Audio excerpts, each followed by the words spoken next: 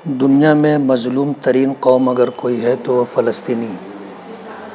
जंग अज़ीम दुअम के बाद अमेरिका और बरतानिया की इस मुत्तहिदा ताकत को यहूदियों ने जो माली मदद दी थी, उसके एवज़ के अंदर उन्होंने अमेरिका और बरतानिया से मुतालबा किया था कि हमें फ़लस्तीन में बसाया जाए और उस जगह पर हमें कब्ज़ा देकर मालिकाना हुकूक दिए जाएं। अमेरिका और बरतानिया ने ताकत के ज़ोम में फ़लस्तीनियों को उनकी ज़मीनों से उजाड़ करके वहाँ पर यहूदियों को आबाद किया, उनको बसाया। उस वक्त से लेकर के आज तक तकरीबन 70 साल का अरसा गुज़र रहा है। ये सैहूनी यहूदी मुसलसल फ़लस्तीनी मुसलमानों के ऊपर जुल्म सितम कर रहे हैं और उन्हें उजाड़ने की कोशिश कर रहे हैं। कोई दिन ऐसा नहीं होता कि वो फ़लस्तीनियों की ज़मीनों पर गासिबाना कब्ज़ा न कर रहे हों। फ़लस्तीनी आज 70 साल से अपने घर की और मस्जिद अक्सा और बैतुल मुक़द्दस की दिफा में मुसलसल लगे हुए हैं और अपनी जानों की परवाह न करते हुए, अपने बच्चों की परवाह न करते हुए मुसलसल जद्दोजहद और कोशिश कर रहे हैं। पूरी दुनिया में सबसे ज़्यादा मज़लूम तरीन कौम फ़लस्तीनी कौम है और इंसाफ पसंद लोगों को फ़लस्तीनियों की मदद के लिए उठना चाहिए, खड़े होना चाहिए और जालिम गासिब यहूदियों को फ़लस्तीन की सरज़मीन से निकाल करके वहाँ पर जो असल मालिकीन हैं उनको वहाँ पर बसाना चाहिए। मसला आज का नहीं है, तकरीबन 70 सालों से ये मसला चल रहा है। जो भी पार्टी पॉलिसी होगी वो हमें बिल्कुल समझ में आ रही है कि पार्टी सदर असदुद्दीन ओवैसी साहब जो है हमेशा मज़लूमों के हुकूक़ के लिए लड़ते रहे हैं, पार्लियामेंट में आवाज़ उठाते रहे हैं, जद्दोजहद और कोशिश करते रहे हैं। फ़लस्तीनी मुसलमानों को ले करके भी उनके बयानात जो सामने आ रहे हैं वो उनकी हिमायत और उनकी मदद के ताल्लुक़ से है। पार्टी पॉलिसी के पेश नज़र हम लोग जो है इस सिलसिले में तहरीक कहो, धरना कहो या उनके हक़ में आवाज़ बुलंद करना कहो, जो भी मौक़िफ़ तय होगा इंशाअल्लाह हम लोग उस पर आगे बढ़ेंगे। पैगाम ये है कि माजी की तरह जब जब फ़लस्तीनियों पर मज़ालिम हुए तो इसराइली मसनूआत के बाइकाट की अपील की गई और उम्मत मुस्लिमा ने उस पर अमल किया और उस पर अमल करने की वजह से कहीं ना कहीं उन यहूदियों को माली एतबार से नुकसान पहुँचा है, उनके कारोबार को धक्का लगा है।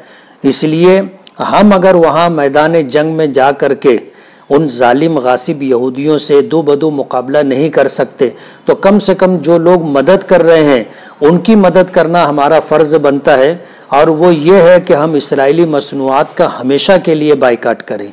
होता यह है कि जब आवाज़ उठती है तो वक्ती तौर पर लोग बाइकाट करते हैं और फिर थोड़े से मामूलात पर आते हैं तो फिर जो है हम लोग बाइकाट का रास्ता छोड़ देते हैं।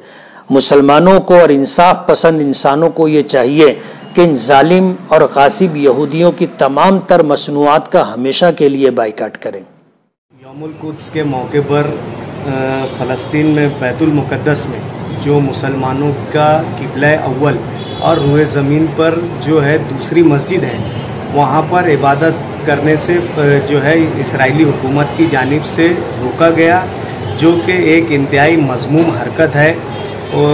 आज जो बैतुल मुक़द्दस मुसलमानों का किबला अव्वल है और इसकी एक मज़हबी तशख़्ख़ुस है और इसकी एक मज़हबी अहमियत है और मुसलमानों के लिए हमेशा से ये बैतुल मुक़द्दस जो है मुक़द्दस मकाम रहा है।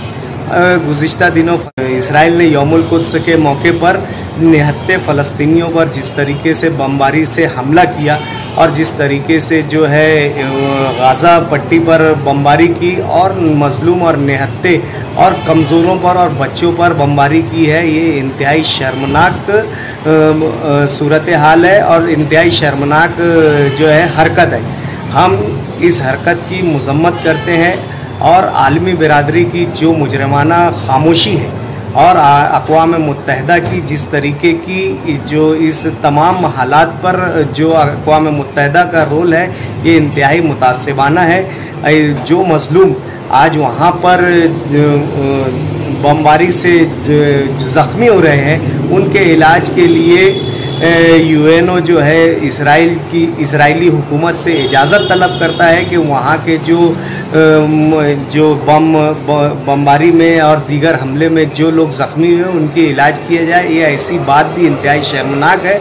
आलमी बिरादरी ने मज़लूम फ़लस्तीनियों का साथ देना चाहिए, जो कि आज इसराइल जो कि गाजी बस्ती है, जिन्होंने वहाँ पर कब्ज़ा करने के बाद, वहाँ पर उनकी ज़मीनों पर कब्ज़ा करने के बाद आज उन लोगों पर जुल्म कर रही है और जो है बर्बरियत का सबूत दे रही है। इसराइल को एक मुल्क की हैसियत से हिंदुस्तान ने कभी इसको तस्लीम नहीं किया था। इस तरीके के जो हमारी खारजा पॉलिसी फ़लस्तीन और इसराइल के ताल्लुक़ से रही है, माजी की जो हमारी पॉलिसी रही है, उस पर मौजूदा हुकूमत जो है अमल दरामद करे और फ़ौरन से पेशतर जो है अपने सिफारती ताल्लुक़ जो है आज इसराइल से ख़त्म करे और आने वाले वक्तों में यूएनओ में, अक़वाम मुत्तहिदा में मज़लूम फ़लस्तीनियों की जो है वो नुमाइंदगी करे और दाद रसी करे। और साथ ही साथ मैं शहरियान मालेगांव और बिलखुसूस हिंदुस्तानी मुसलमानों से और अमन पसंद इस मुल्क के बाशिंदगान से मैं गुजारिश करता हूँ कि जो इजरायली मसनूआत है और मशरूबात हो गई है और दीगर जो लवाजमात हैं, उन तमाम का इस्तेमाल फ़ौरन से पेशतर तर्क कर दे, ताकि मज़लूमीन के साथ आप खड़े हैं। आप जो है इस दुनिया में ऐसे लोगों का साथ दे रहे हैं जो कि मज़लूम है, जो अपने हुकूक की लड़ाई लड़ रहे हैं, जो अपनी ज़मीन की लड़ाई लड़ रहे हैं, जो अपने घरों की लड़ाई लड़ रहे हैं, जो अपने लिए तालीम की, पानी की लड़ाई लड़ रहे हैं। ऐसे मज़लूमीन के साथ ये दुनिया खड़ी है। इसराइल की मुखालफत करके इस बात का सबूत दें। मैं मजलिस इत्तेहादुल मुस्लिमीन की जानिब से इसराइल की इस मज़मूम हरकत की सख्त मज़म्मत करता हूँ। आज मुल्क के हालात ऐसे नहीं हैं कि किसी तरीके की तहरीक का रास्ता इख्तियार किया जाए, लेकिन जितनी हमारी आज कानूनन गुंजाइश है उसके लिए हम कार्रवाई करेंगे और आने वाले वक्त में मजलिस इत्तेहादुल मुस्लिमीन इसराइली जो जुल्म और जबर और बर्बरियत के ख़िलाफ़ अपना मुजाहरा और अपना जो है फ़लस्तीनियों की हिमायत में अपना रुख पेश करें। मालेगांव शहर की आवाम फ़लस्तीन के मज़लूमों का हमेशा दर्द महसूस किया है और जब भी फ़लस्तीन पर जुल्म हुआ है तो मालेगांव शहर ने उनके साथ खड़ी रही है। जो मालेगांव के शहरियान कर सकते हैं वो फ़लस्तीन बचाओ कमेटी के नाम से हमेशा किया गया। निहाल साहब ने फ़लस्तीन बचाओ कमेटी बनाई और उसने एहतजाज के साथ साथ अमली तौर पर उनको मदद मिले रुपये की शक्ल में, हमने वो भी फ़लस्तीन 2014 में भिजवाई। ये मुल्क की तारीख थी कि मालेगांव शहर वाहिद ऐसा शहर है जिसने एक बड़ी रकम फ़लस्तीन के मज़लूमों के लिए भेजी। आज जो फ़लस्तीन में हालात हैं, इसराइल जो मुसलसल बमबारी कर रहा है, सही मानों में लोग इसे कहते हैं कि फ़लस्तीन और इसराइल के दरमियान जंग है। हम ये मानते ही नहीं कि ये जंग है। एक एटमी पावर रखने वाला मुल्क और फ़लस्तीन जिनके पास हथियार के नाम से पत्थर हो, ये जंग नहीं है, ये दहशतगर्दी है इसराइल की। और हम जल्द ही अक़वाम मुत्तहिदा को लेटर भी भेजने वाले हैं कि इसराइल को दहशतगर्द मुल्क करार दिया जाए और सऊदी अरब को भी हम लेटर भेजने वाले हैं कि वो इसराइल से सारे ताल्लुकात ख़त्म करें और अरब लीग के जो ममालिक हैं उनको लेकर एक के अक़वाम मुत्तहिदा में मजबूती से फ़लस्तीनियों के साथ खड़ी रहे। फ़लस्तीन के साथ हिंदुस्तान के भी हमेशा अच्छे ताल्लुक़ रहे हैं। आज़ादी के वक्त जब हिंदुस्तान पर अंग्रेज़ों का कब्ज़ा था, इसलिए जो हिंदुस्तान की पॉलिसी थी कि इसराइल जो है ये फ़लस्तीनियों पे कब्ज़ा किया है, ये दर्द हिंदुस्तान ने महसूस किया हुआ है। अंग्रेज़ों का जुल्म सितम और दूसरे मुल्क अगर कब्ज़ा कर ले, आज इसराइल ने जो कब्ज़ा किया है तो पॉलिसी जो हिंदुस्तान की है, तो हिंदुस्तान गवर्नमेंट ने भी एक मज़लूम के साथ खड़ा रहना चाहिए और उनके हक़ में जो भी बेहतर है वो फ़ैसला करना चाहिए, ना कि इसराइल के हक़ में खड़ा हो, क्योंकि जुल्म करने वालों के साथ कभी खड़ा नहीं रहा जाता। और ये पूरी दुनिया देख रही है कि जिस तरीके की आज बमबारी वहाँ हो रही है, जिसमें बच्चे तो कोई दहशतगर्दी नहीं कर सकते, जो खबरें आ रही हैं बच्चों तक की मौत की खबर आ रही है, यहाँ तक कि वहाँ से खबर ना आए इसके लिए मीडिया को निशाना बनाया गया। अल जजीरा और दूसरी जो मीडिया की नुमाइंदा तंजीमें वहाँ थी, उनके दफ्तर को उड़ा दिया गया ताकि दुनिया भर में वहाँ से खबरें ना आए।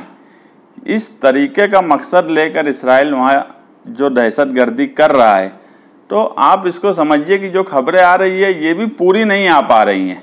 लेकिन आज सोशल मीडिया का दौर है, बाकी सब है, तो कुछ न कुछ बातें सामने आ रही हैं।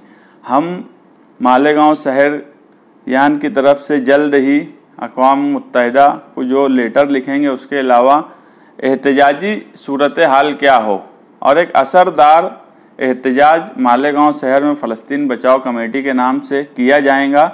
हम मालेगांव शहरियान से भी अपील करते हैं कि सबसे पहले अगर फ़लस्तीन के साथ खड़ा होना है तो मैं शहरियान से अपील करता हूं कि इस्राएली प्रोडक्ट वो जो भी हो, कोका कोला हो, पेप्सी हो या दूसरे प्रोडक्ट हो, उनका बाइकाट जारी रहना चाहिए और वो बाइकाट करते रहे। ये पहली सूरत होना चाहिए। किसी भी फ़लस्तीनियों के साथ अगर हम खड़े हैं तो सिर्फ बोलने से वो नहीं होगा। आज हम फ़लस्तीन के प्रोडक्ट का जब बाइकाट किए थे, उस वक्त से आज तक मैं खुद ना कभी पेप्सी, कोका कोला ऐसी कोई चीज़ हम नहीं इस्तेमाल करते जो इसराइल का प्रोडक्ट हो। तो मेरी भी आवाम से यही अपील है कि एहतजाज और बाकी सब चीज़ें होती रहेंगी, मगर हर शहरी ने सबसे पहले इसराइल के सारे प्रोडक्ट का बाइकाट करना चाहिए, मासी तौर पर कमज़ोर करना चाहिए। अगर लोग ये सोचते हैं कि मेरे करने से क्या होगा, तो ये सोच बराबर नहीं है। आज मैं कर रहा हूँ, कल तुम करेंगे। एक बड़ा एहतजाज इस सूरत में भी किया जा सकता और जल्द ही हम फ़लस्तीन के लिए आज काला झंडा लगाए हैं जनता दल ऑफिस के पास, जिसके ऊपर, क्योंकि पूरी दुनिया आज इतनी बड़ी महामारी से लड़ रही है कोरोना की, जो हिंदुस्तान से लेकर दूसरे कई ममालिक, ऐसे हालात में भी इसराइल जो बर्बरियत कर रहा है वो काबिले मुज़म्मत है, मुज़म्मत है, मुज़म्मत है। फ़लस्तीन का मामला तकरीबन 70 साल से ज़्यादा से चल रहा है और हिटलर ने यहूदियों को ख़त्म किया। कोई मुल्क उसको एक्सेप्ट नहीं कर रहा था, कबूल नहीं कर रहा था। तो बरतानिया और अमेरिका की मदद से इनको फ़लस्तीन के बाजू में बस्ती बसाना शुरू किया गया। उस वक्त से आज तक वहाँ पर झड़पें चालू हैं। रमज़ानुल मुबारक के महीने में जुमा के अलविदा के वक्त नमाज पढ़ी जा रही थी, उसी वक्त इसराइल के फौजियों ने निहत्ते मुसलमानों पर जो नमाज पढ़ रहे थे उन पर हमला कर दिया गया। ये बात पहले 1965 में ऐसे हालात पैदा हुए जैसे अभी पैदा हुए। नमाज के ऊपर हमला करना पूरे खित्ते में बुरा माना गया। बिलखुसूस इसराइल जिस पर कब्जा किया हुआ है, वहाँ पर भी शहरों में यहूदी और मुसलमान फसाद फूट पड़ा और हमास और फ़लस्तीन की तरफ से रॉकेट भी दागा गया। पहले इसराइल ने निहत्ते मुसलमानों पर बमबारी की, जिसके रिएक्शन में ये किया गया। कहीं पर भी हो पूरे दुनिया में किसी भी के साथ भी जुल्म हो तो मालेगांव शहर में एहतजाज होता है और मैं भी उसी जहन का हूँ कि जुल्म के खिलाफ खड़े होना चाहिए। जालिम कितना भी ताकत हो मगर मजलूम के साथ रहना चाहिए, ऐसा हमारा इस्लाम भी सिखाता है और हमको भी ये एहतजाज करने का अधिकार भारत गवर्नमेंट देती है।